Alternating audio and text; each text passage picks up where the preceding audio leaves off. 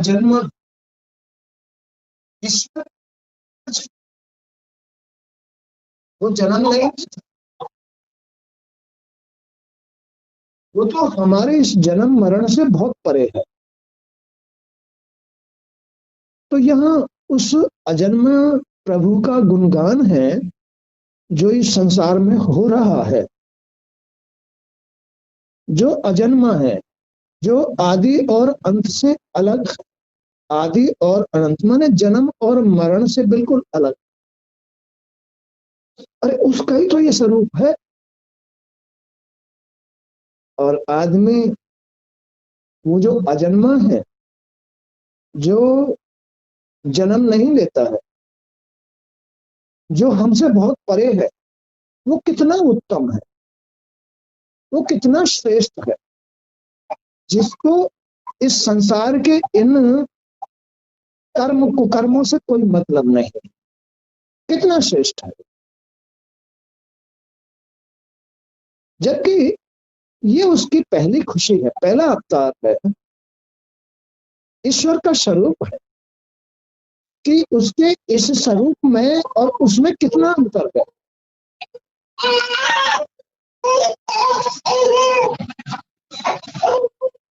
इसे नीचे छोड़ दे, ना सुनाने देगा नहीं कुछ करने देगा। ये भी ऐसा ही है, वो भी सब ऐसे ही है। ले जाए इनको नीचे, ले जाए, ये नहीं सुनने देगा।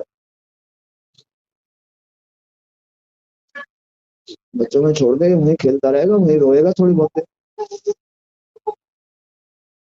तो जो अजन्मा है, जो आदि और अंत से बिल्कुल अलग है, जो सदैव विद्वान रहता है, उसका कभी जन्म मरण नहीं होता है, वो कभी कम ज्यादा नहीं होता है, वो कभी मरता नहीं है, हर वक्त विद्वान रहता है। जो भोग रूप से बाहर और भोक्ता रूप से भीतर है, उन्होंने जो अपना ये स्वरूप चित्रण किया है मानव का, जीव का, कोई भी जीव है, सबके साथ एक जैसी ही लीला है उसकी। चाहे वो कीड़ा है, चाहे वो मनुष्य है, चाहे वो देवता है, चाहे वो दानव है, सबके साथ एक ही जैसी लीला है। तो वो उसने जो ये अपना स्वरूप व्यक्त किया है, मानव या दानव या देवता, वो वो परमात्मा भोग रूप से तो बाहर है और भोक्ता रूप से अंदर है। भोक्ता कौन है? उसका अंश जीव, अंश उसका ही तो, ये जीव उसी का तो अंश है।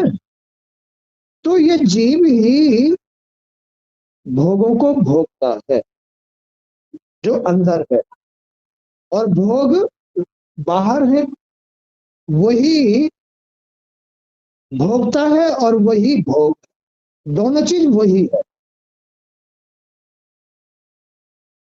आदमी, ये जो जीव है, उसके इस स्वरूप में जैसे कर्म कर रहा है, जैसी क्रिया कर रहा है, वैसे ही बाहर भोग तैयार कर रहा है। और उन भोगों को रचने वाला हमारे कण कण में ईश्वर है। तो वो भोक्ता रूप से तो अंदर है और भोग रूप से बाहर। वही है आदमी के दुख सुख, वही है। लेकिन वो आदमी नहीं है, वो तो ईश्वर है, परमात्मा है।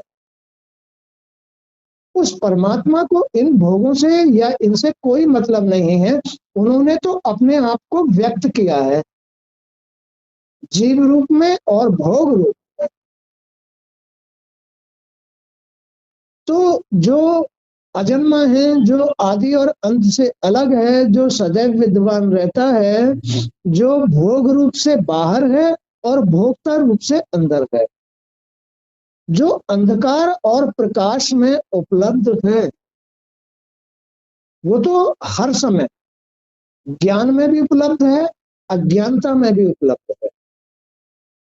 वो तो मूर्खों में भी उपलब्ध है, उनको भी जिंदा रखता है, और तत्ववेत्ता जो ज्ञानी लोग होते, ऋषि मुनि होते हैं, उनमें भी मौजूद। वो सब में मौजूद है,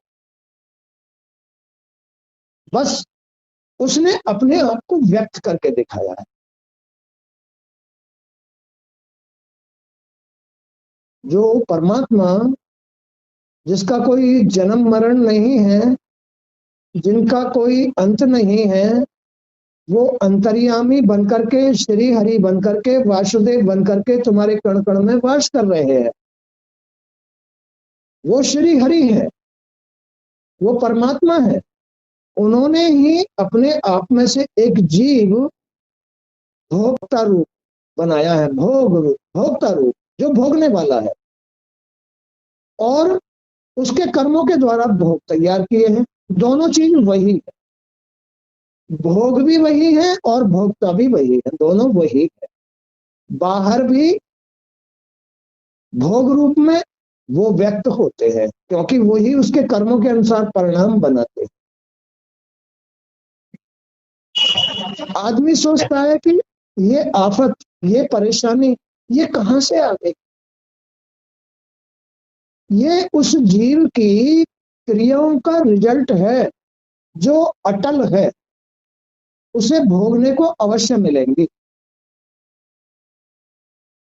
जो जैसे कर्म कर रहा है जीव, वो अवश्य भोगेगा, क्योंकि इसके कण कण में ईश्वर व्यक्त है, वो ही बाहर भोग रूप से विराजमान है। समय से आएगा, उसे उसके सामने आएगा, भोग बन करके आएगा।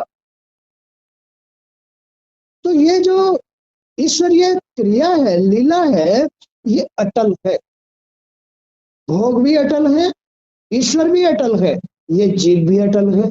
अब जीव जैसा अपना जीवन निर्वाह कर रहा है, जीव जैसा अपना जीवन निर्वाह कर रहा है, सच्चाई के साथ या झूठ के साथ, जैसा जीवन निर्वाह कर रहा है, जैसा जी रहा है, जो ईश्वर का अंश है, जो ईश्वर के साथ जीता है, उसके भोग ईश्वर में ही सुखदायी होते हैं, आनंददायक होते हैं।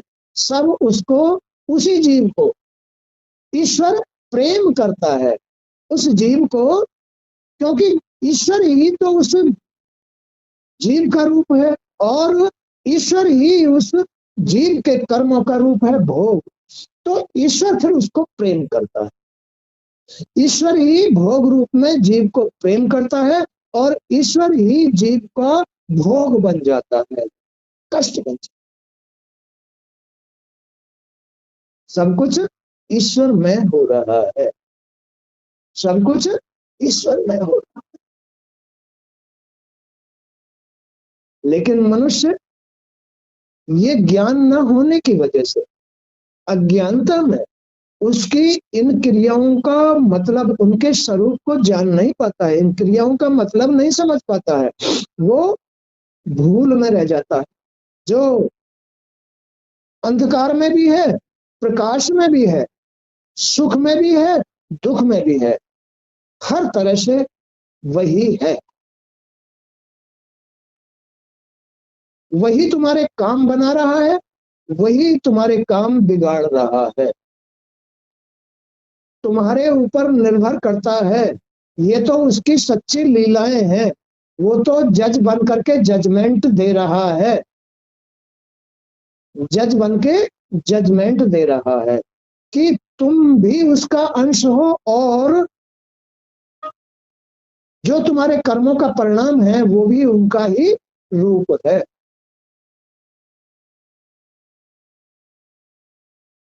वह स्वयं, वह स्वयं तत्ववेत्ता है, तत्व ज्ञानी, तत्व ज्ञान, वही तत्व ज्ञान है, वही तत्व ज्ञानी है, वही तत्व वेत्ता, यानी तत्वों को प्रकाशित करने वाला है। तत्व माने दुख, सुख, शांति, संतोष, श्रद्धा, भक्ति, प्रेम, ये सब उनका ही स्वरूप है, ये तत्व कहलाते हैं। इन अब जीव के जो सुखदायी तत्व हैं, भगवान की जो प्रसन्नता है, भगवान का जो जीव के प्रति प्रेम है, वो क्या है? शांति, संतोष, श्रद्धा, भक्ति, है? दान, पुण्य, सेवा, सत्कार, व्रत, है? तीर्थ, ये सब कुछ, कथा, हवन, ये सब भगवान की प्रसन्नता है, जिससे भगवान उस जीव के सुख आनंद बनते हैं। जीव के सुख आनंद बनते हैं, क्योंकि वही तो कण कण में वास कर रहे हैं। वो प्रकाश में भी है, वो ज्ञान में भी है, वो अंधकार में भी है, अज्ञानता में भी है। माने कि वो अंधकार में भी है, वो प्रकाश में भी है। वो तो हर आदमी के साथ, वो तो अंतर्यामी है, जो हमको आंखों आंखों में रोशनी दे रहे हैं, जो हमारे कानों में क्षमता दे रहे हैं, जो हमें भूख प्यास लगा रहे हैं, जो हमारे इस सिस्टम को चला रहे हैं, वही अंतर्यामी ईश्वर मुझको भी प्रकाशित करता है, जीव को भी प्रकाशित करता है, और उसका परिणाम भी बनाता है। तो बाहर वही तो भोग रूप है, अंदर वही भोक्ता रूप है, जीव है। इस शरीर में वो क्या लीलाएं कर रही हैं, ये मैं आपको समझा रहा हूं कि वही तो भोगता है जीव के रूप में, और वही भोग है बाहर उसके कर्म कर्म के परिणाम के रूप। तो तुम जैसा कर रहे हो वैसा परिणाम तुम्हें मिल रहा है। ईश्वर का साथ मिल रहा है या नहीं, तुम्हारे कर्मों पर निर्भर करता है, क्रियाओं पर निर्भर करता है, क्योंकि तुम भी तो उसका ही अंश हो। तुम दोनों का मूल तो ईश्वर है, परमात्मा है। तो वह स्वयं तत्व वेदता है, मोह उसका स्पर्श नहीं कर सकता। मोह ईश्वर का, जो अंतर्यामी है, जो कण कण में है, विकार उनको स्पर्श नहीं कर सकते। तुम ही तो विकार युक्त हो, तुम ही तो गलतियां कर रहे हो, लेकिन वो गलती नहीं करता है। वो तो ईश्वर है, परमात्मा है, मोह से मुक्त है। उसे मोह स्पर्श नहीं करता, विकार स्पर्श नहीं करते। जबकि इस संसार में ही रह रहा है, इस शरीर में ही रह रहा है ईश्वर तो, लेकिन उसे कुछ नहीं छू सकता।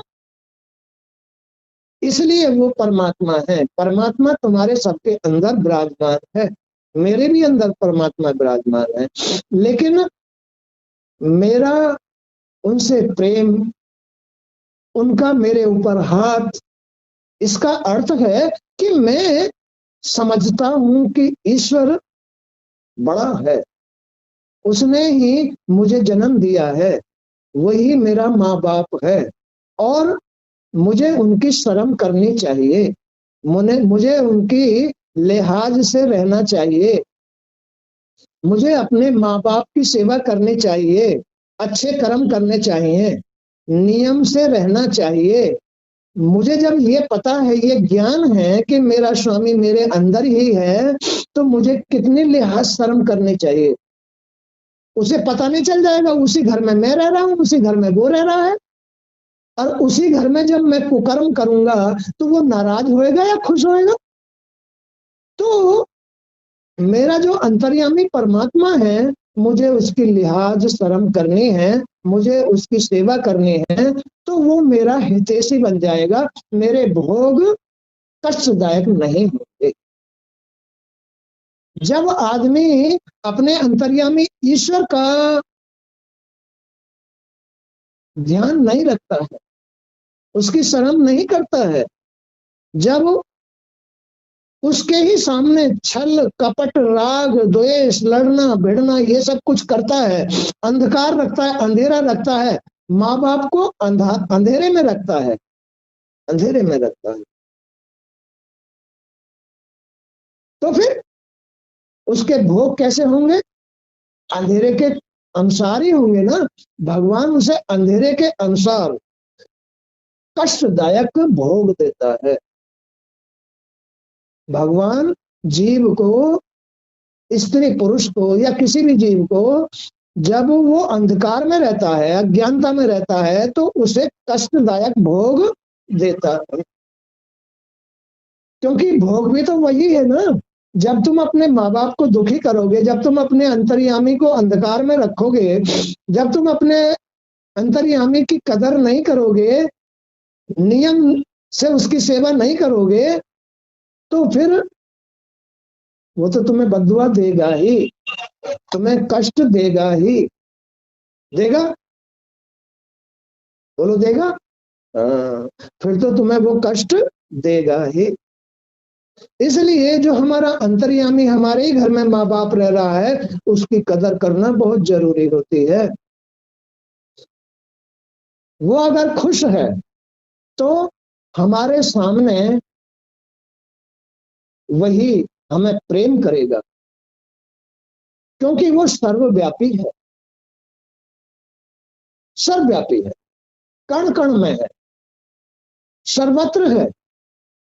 वो तुम जहां उसे याद करोगे वही तुम्हें तैयार मिलेगा, सुख देगा, काम बनाएगा, तुम्हारा जीवन जीना आसान करेगा, तुम्हारी बुद्धि शुद्ध रखेगा, तुम्हें कहीं टेंशन नहीं होने देगा।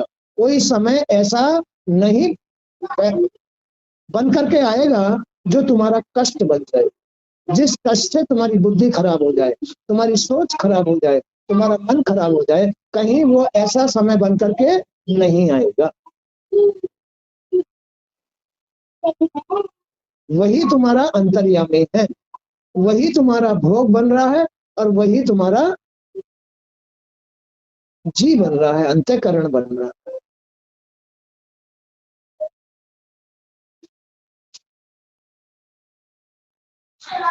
जो विचारशील पुरुष स्वानुभूति से आत्मा के त्रिविध अद्वैत का साक्षात्कार कर लेता है, जो विचारशील पुरुष, जो बुद्धिमान पुरुष, जो ज्ञानी पुरुष स्वानुभूति से आत्मा के त्रिविध अद्वैत का साक्षात्कार कर लेता है, वह जागृत, स्वप्न और सुषुप्ति और दृष्टा, दर्शन तथा दृश्य के भेद रूप भ्रम को मिटा देता है। जो भी जीव अपने अंतःकरण में उसके त्रिदेवों को समझ लेता है, उनसे अपना भेद भाव खत्म कर लेता है। त्रिदेव कौन है? मन, कर्म, भाग्य। इनको एक कर लेता है, क्योंकि वही अंतर्यामी श्री हरि तो ब्रह्मा है, और ब्रह्मा से ही अपना भाग्य पैदा हो रहा है। ये सृष्टि ब्रह्मा ने रची है। ब्रह्मा माने हमारे कर्म ने रची है, ये सृष्टि हमारे क्रिया ने रची है। क्रिया, कर्म, यही ब्रह्मा है।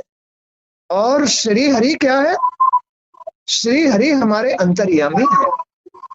उनकी नाभि से ही ये कर्म पैदा हो रहा है, सृष्टि रची जा रही है, और इस कर्म से ही हमारे भोग तैयार हो रहे हैं, भाव तैयार हो रहा है। ये खेल है। तो इन त्रिदेवों से जो अद्वैत भाव को हटा लेता है, इन त्रिदेवों को जो समझ जाता है, मन को, कर्म को, भाग्य को जो समझ लेता है और इनसे प्रेम कर लेता है, बस वही मुक्त होता है, वही श्री हरि की सेवा कर रहा है। जो इन त्रिदेवों से प्रेम करता है, जो त्रिदेवों से मुक्त हो जाता है, वही परमात्मा के दर्शन कर पाता है। अब ये त्रिदेव क्या है? यही मायावी संसार के प्रधान देव है। चलो वहां बैठो। जो संसार के प्रधान देव है, ब्रह्मा, विष्णु, शंकर, ये इस संसार के प्रधान देव है। प्रधान माने सबसे बड़े देव है। देवादि देव महादेव है, विष्णु भगवान है, ब्रह्मा है। ना ब्रह्मा कोई अलग है, ना विष्णु कोई अलग है, ना शंकर भगवान कोई अलग है। ये सब श्री हरि की मायावी लीला है। ब्रह्मा भी वही है, विष्णु भी वही है, शंकर भी वही है, वही श्री हरि हैं। श्री हरि ही इनके मूल हैं, तीनों के, विष्णु, ब्रह्मा और शंकर। कर्म, कर्म, भाग्य और जीवन, ये तीनों एक श्री हरि के ही रूप है। ऐसी है भगवान की ये रचना। तो जो इन त्रिदेवों को जीत लेता है, इनको प्रसन्न कर लेता है अपने ज्ञान से, अपनी शुद्ध बुद्धि से, इनके भेद को मिटा देता है। जो आदमी इनके भेद को मिटा, अज्ञानी आदमी इनमें भेद समझेगा कि ब्रह्मा कोई और है, विष्णु कोई और है, शंकर भगवान कोई और है। जो इनके भेद को मिटा देगा वही बुद्धिमान कहलाता है, वही ज्ञानी तत्ववेत्ता कहलाता है।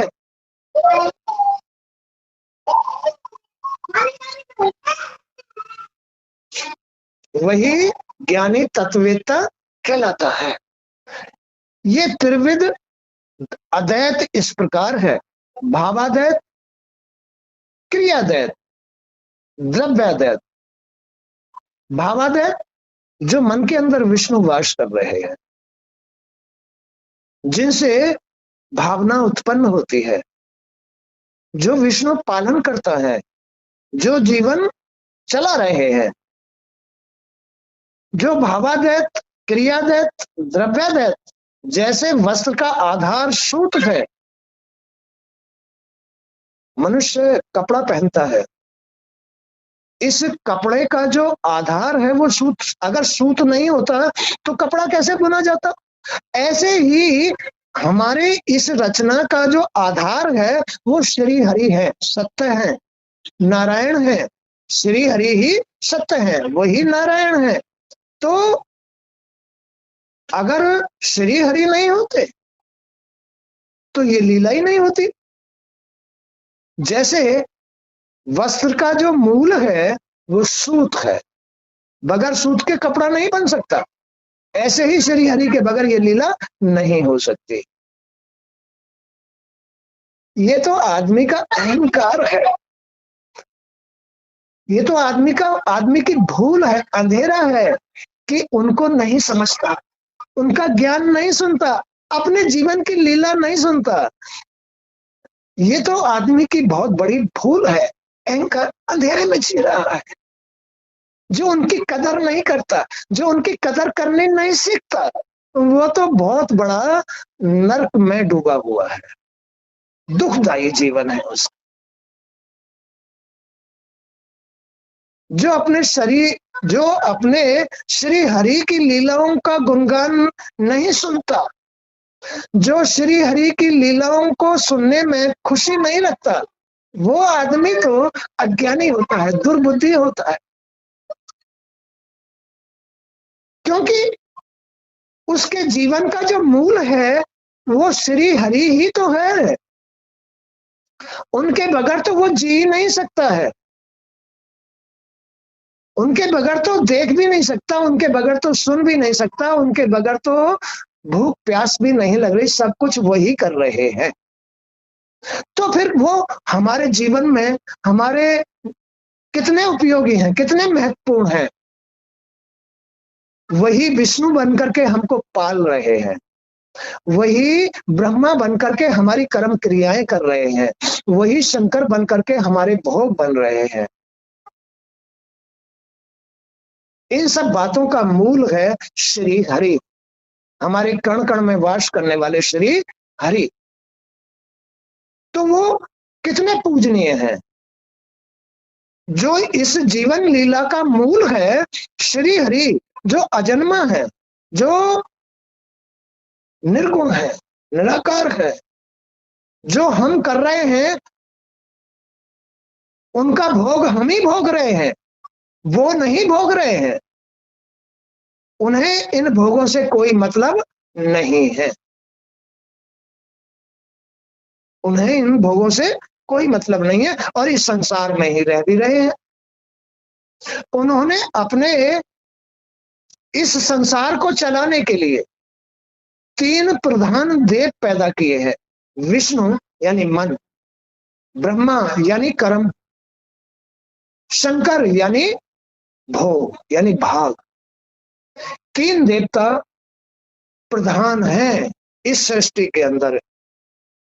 अगर मन नहीं होता तो हमारा पालन कहां से होता? अगर भगवान विष्णु नहीं होते तो इस जीवन का पालन पोषण कहां से होता? ये श्री हरि की कृपा है।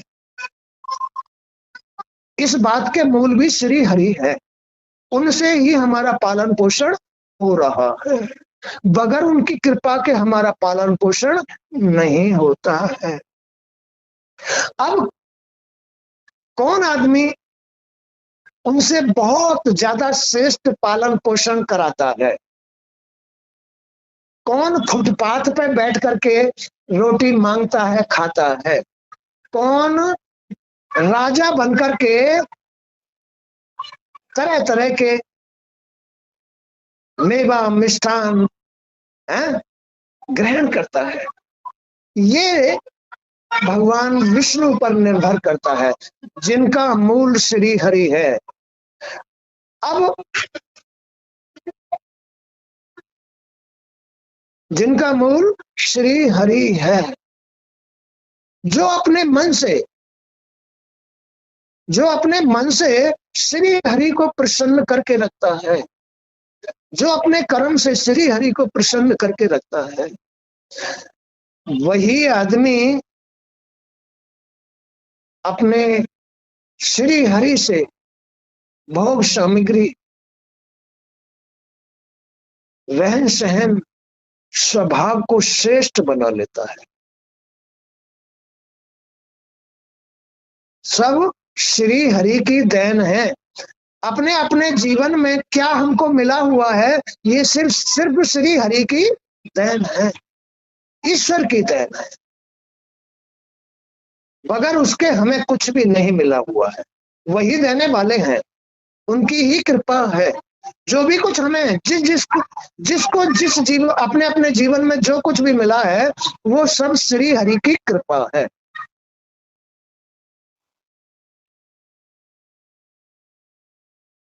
जो कुछ भी मिला है, बगैर उनके पत्ता भी नहीं हिलता है।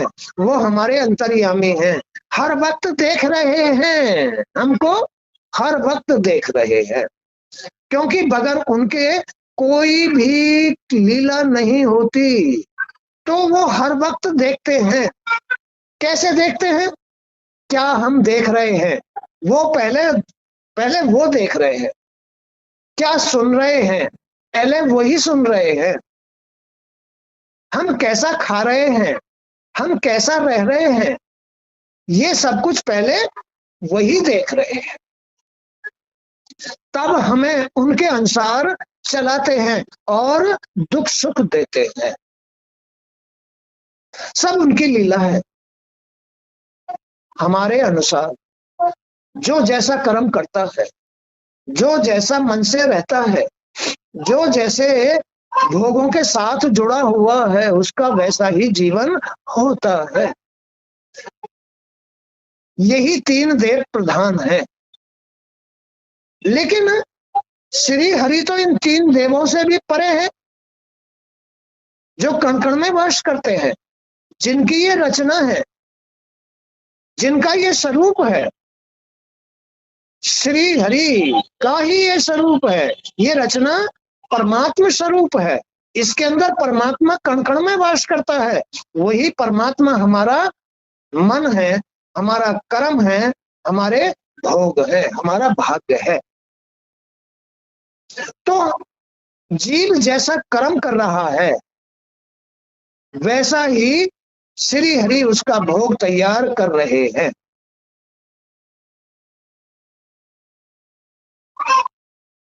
जो आदमी इस संसार की इन भोग क्रियाओं को खत्म करके श्री हरि में इतना विलीन हो जाता है, उनको वो मन को भी जीत लेता है, वो कर्म को भी जीत लेता है।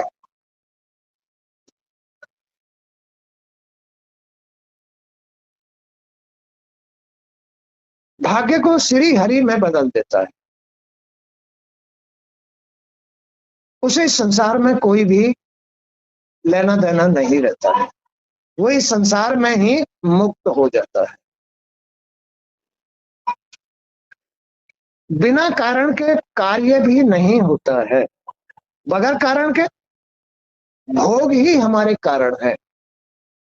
जो हमारे सामने भोग आते हैं यही हमारे कारण बनते हैं। अब इन कारणों के साथ ही जीव कर्म करता है,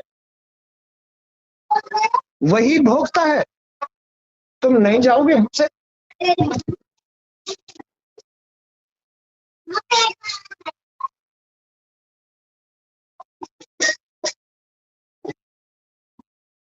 चलो नीचे जाओ, चलो।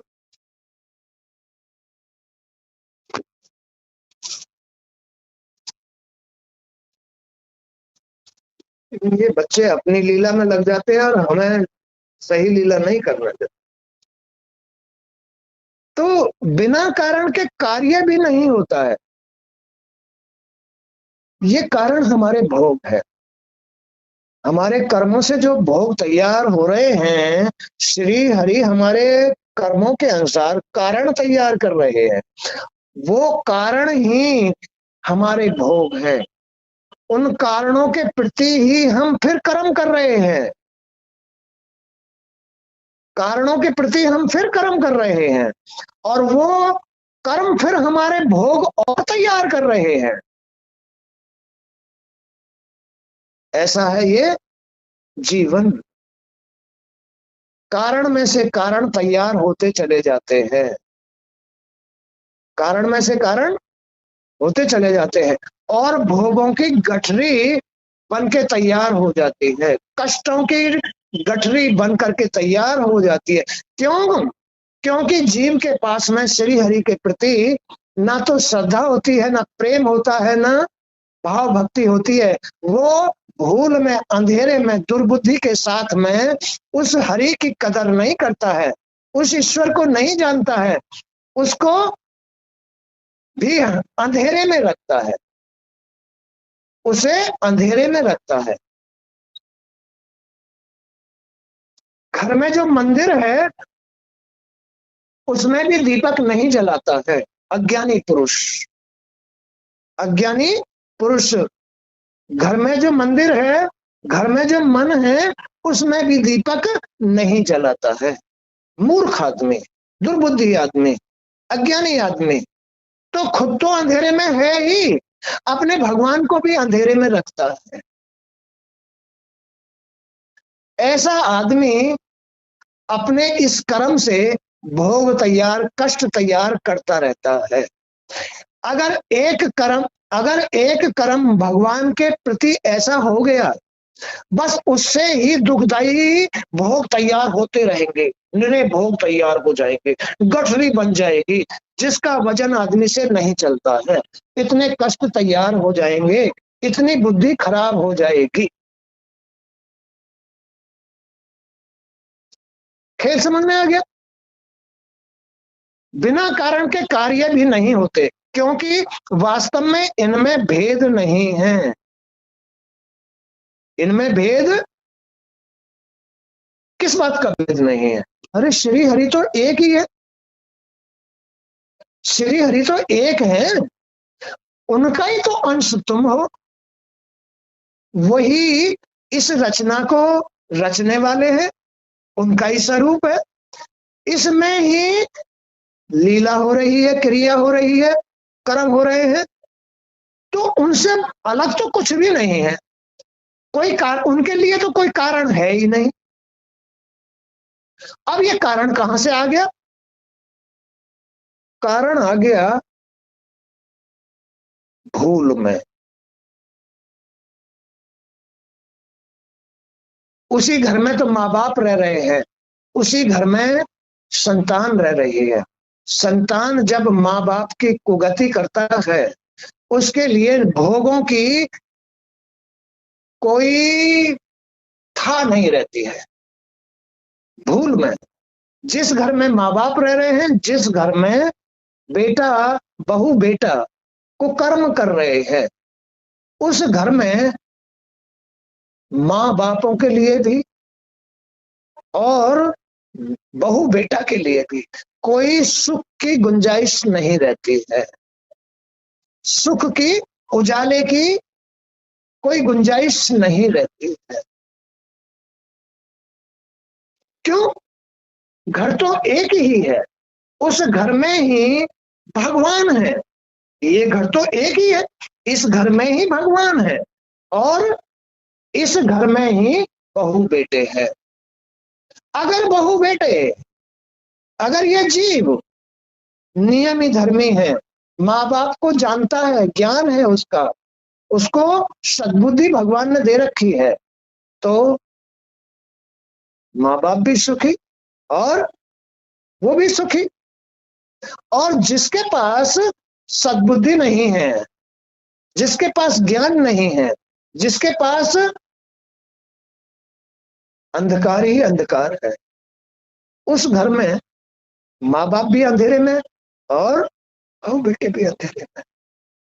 उस घर में निरे भोग तैयार हो जाएंगे, निरे भोग तैयार हो जाएंगे, गठरी बन जाएगी। ये ऐसी लीला है। तो जैसे वस्त्र का आधार सूत है, वैसे ही कार्य भी कारण का रूप है, कार्य भी, क्रिया भी कारण का रूप है। जैसा कारण होता है वैसी जो क्रिया होती है, बिना कारण के कार्य भी नहीं होता है, क्योंकि वास्तव में इनमें भेद नहीं है। इसलिए सबकी एकता का विचार भावाद्वैत कहलाता है। सबकी एकता का विचार भावाद्वैत, यानी भावनाओं में एकता। अगर दो प्रकार की भावना जहां भी हो जाएंगी, वही द्वैत रूप आ जाएगा। दो प्रकार की भावना जहां हो जाएगी, वही कारण तैयार हो जाएगा। और हो जाएगा, नहीं हो जाएगा, वही भेद आ जाएगा। जहां दो प्रकार की भावना तैयार हो जाएंगी, जिस घर में भी हो जाएंगी, जिस आदमी में भी हो जाएंगी, वही भावाद्वैत आ जाएगा। जबकि ये रचना तो सबकी एक में ही बनी हुई है, वहां तो एक भाव होना चाहिए। लेकिन इन कारणों की उत्पत्ति कहां से हुई? भावाद्वैत से, भावनाओं में भेद आने से।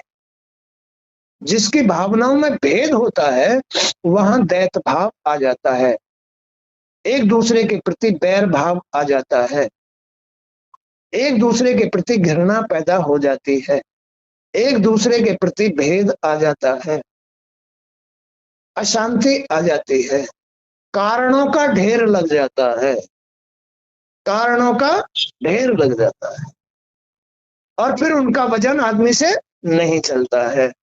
ये तो हो गया भेदभाव का जीवन। भेदभाव के जीवन में अब सुख है क्या?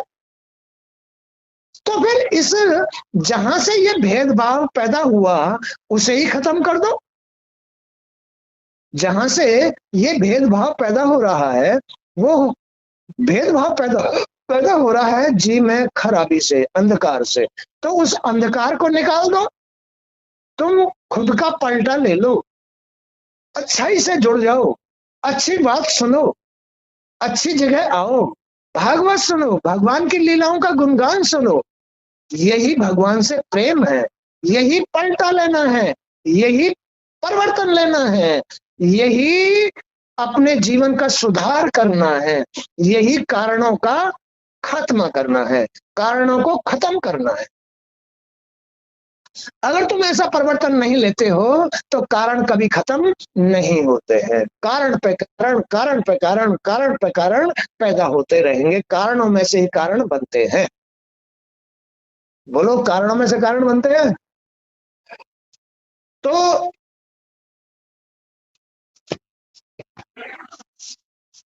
बिना कारण के कार्य भी नहीं होता, क्योंकि वास्तव में इनमें कोई भेद नहीं है। इसलिए सबकी एकता का विचार भावाद्वैत कहलाता है। मन, वाणी और शरीर से होने वाले सारे कार्य मन से, वाणी से और शरीर से जितने भी कर्म होते हैं स्वयं पर ब्रह्म परमात्मा में ही हो रहे हैं, श्री हरि में ही हो रहे हैं। अरे भाई, मैंने अभी समझाया कि एक परमात्मा की ही ये रचना, वही अंतर्यामी बन के बैठा हुआ है, श्री हरि वासुदेव बन करके बैठा हुआ है। उसमें तो कोई भावाद्वैत नहीं है, उसमें तो कोई भेद नहीं है, वो तो सत्य है। अब इसमें से ही उसने एक अपना अंश जीव पैदा कर दिया। अब उस जीव की क्रिया देखी जा रही है, उस जीव का रहन सहन देखा जा रहा है, उस जीव का कर्म देखा जा रहा है कि ये कैसे रहता है। उस जीव का कर्म देखा।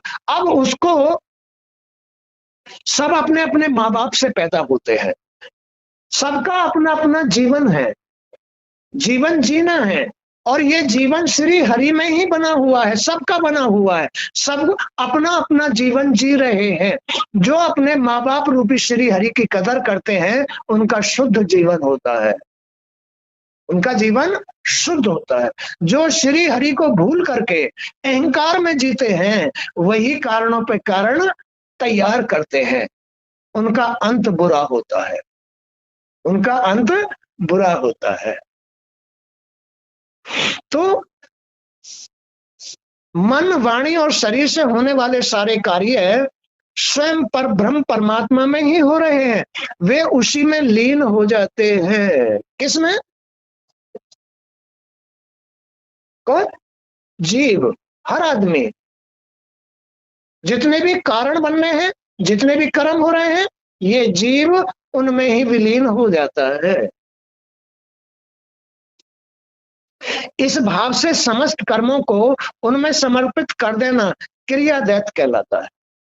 ये है, सारे जितने भी कर्म हैं, खुद को भी अपने कर्मों को भी श्री हरि में समर्पित कर दो। प्रभु, ये सब आपकी लीला है। प्रभु, मैं आपसे बाहर नहीं हूं, मैं आपकी शरण में हूं, मुझ पर तो दया कीजिए, मुझे बख्श दीजिए।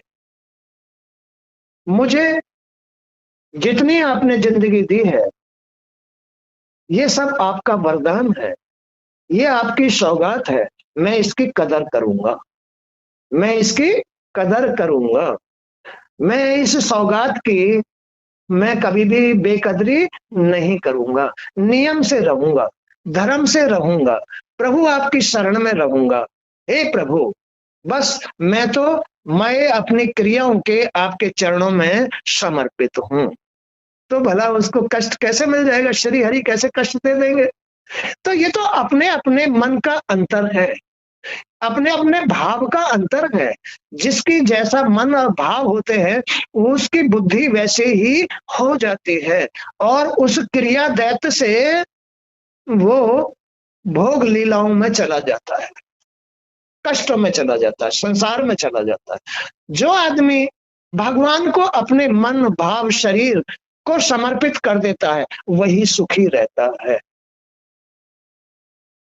वही सुखी रहता है। वे उसी में लीन हो जाते हैं। इस भाव से समस्त कर्मों को उनमें समर्पित कर देना क्रियाद्वैत कहलाता है। स्त्री और संतान आदि सगे संबंधी एवं संसार के समस्त प्राणियों के तथा अपने स्वार्थ और भोग एक ही है, सबके एक। जब सबका पैदा करने वाला एक है तो सबके लिए एक हरि ही पूजनीय है, सबके लिए। सबको उनकी शरण में रहना चाहिए, लेकिन सब अलग अलग अलग अलग अलग अलग अलग अलग कारणों के साथ जुड़ जाते हैं। उनमें अपने पराये का कोई भेद नहीं होता है। जो श्री हरि में ही पैदा होकर के श्री हरि के ही शरण में रहते हैं उनमें कोई भी भेद नहीं होता। इसलिए इसे द्रव्याद्वैत कहा जाता है। रहो इस संसार में, जन्म लो इस संसार में, लेकिन श्री हरि के ही होके रहो, नियम धर्म से ही जीवन जियो, तो उसका भाग्य द्रव्याद्वैत हो जाएगा। द्रव्याद्वैत माने श्री हरि में ही हो जाएगा। उसको जो संसार के जितने भी द्रव्य हैं, संपत्ति है, संपदा है, सब कुछ मैं हो जाएगा। किस बात की कमी रहेगी उसके पास?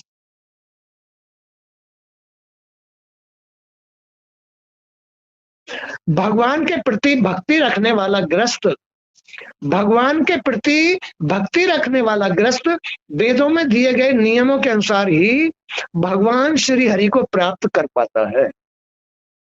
जो नियम है भगवान के, जो श्री हरि के नियम हैं, अंतर्यामी के नियम हैं, उन नियमों को जो ग्रस्त अपनाता है, केवल वही सुख पाता है, आनंद पाता है और हरि की कृपा पाता है। वही भोगों से, कष्टों से बच के रहता है। भगवान श्री कृष्ण की कृपा से तुमने अनेक विपत्तियों का सामना किया, बिल्कुल वैसे ही, और उन्हीं की चरण सेवा से समस्त भूमंडल को जीतकर बड़े बड़े राष्ट्रीय यज्ञ किए हैं। तात्पर्य यह है कि आदमी जो कुछ भी पाना चाहता है वो सब उसके कर्म पर निर्भर करता है, उसके कर्म भोगों पर निर्भर करता है कि उसने श्री हरि की शरण में रह करके कैसे कर्म किए हैं। तो जो आदमी श्री हरि को नहीं भूलता है, उनके नियम धर्म अपना के रहता है, फिर उनसे कुछ भी ले सकते हो, उनकी कृपा ले सकते हो, उनकी दुआ वरदान ले सकते हो, अपना जीवन सफल कर सकते हो, उनका प्रेम ले सकते हो, उनका आशीर्वाद ले सकते हो, कुछ भी ले सकते हो। ये गृहस्थियों का जीवन है, गृहस्थी जीवन है। ये गृहस्थी जीवन में जब तक श्री हरि की शरण नहीं है तब तक उसका जीवन सुखदायी नहीं हो सकता, सुख में नहीं हो सकता, आनंद में नहीं हो सकता।